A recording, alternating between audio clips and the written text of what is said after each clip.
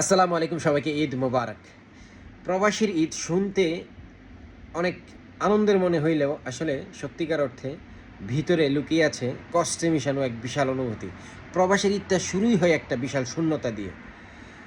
দায়িত্বের জন্য প্রবাসীরা তাদের আনন্দ ত্যাগ করে ফেলে এবং পরিবারের মুখে হাসি ফুটানোর জন্য দূরে থাকতে হয় এবং কি নিজের কষ্ট লুকিয়ে ফোনে বলতে হয়, জি হ্যাঁ আমি ঠিক আছি।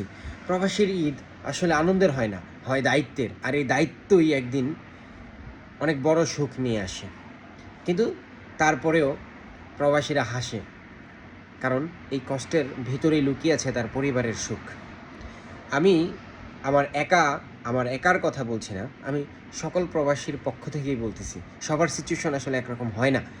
হ্যাঁ, এখানে প্রবাসীরা একেকজন একেক সেক্টরে কাজ করে, একেকজনের সিচুয়েশন একেক রকম। অনেকে ফ্যামিলি নিয়ে থাকে, অনেকে আবার ফ্যামিলি নিয়ে থাকতে পারে না।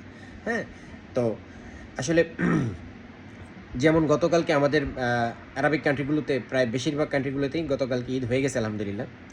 বাংলাদেশে আজকে ঈদ শেষ হচ্ছে। তো এই যে ঈদ, আমি বিল্ডিং ম্যাটেরিয়ালসে কাজ করি, আমি গতকালকে ছুটি পেয়েছি আলহামদুলিল্লাহ। বাট যারা এখানে প্রবাসে, যারা রেস্টুরেন্টে কিংবা সুপার শপে যারা কাজ করে, আরও বিভিন্ন সেক্টর আছে, তারা তো ছুটিই পায় না। তারা একদিন তো দূরের থাক, মানে আধা বেলাও ছুটি অনেকেই পায় না। অনেকেই পায়, অনেকে পায় না।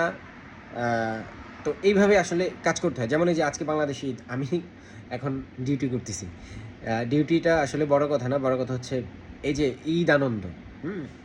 অনেকেই বলে না যে ঈদ আনন্দ। হ্যাঁ, ঈদ তো অবশ্যই আনন্দের, এটা আমাদের জন্য অনেক বড় একটা আনন্দের। বাট প্রবাসের ঈদ যে কতটা আনন্দের, যারা প্রবাসে আছে একমাত্র তারাই জানে। তো ধন্যবাদ সবাইকে। আলহামদুলিল্লাহ, সবাইকে ধন্যবাদ। আসসালামু আলাইকুম, আবারও ঈদ মোবারক।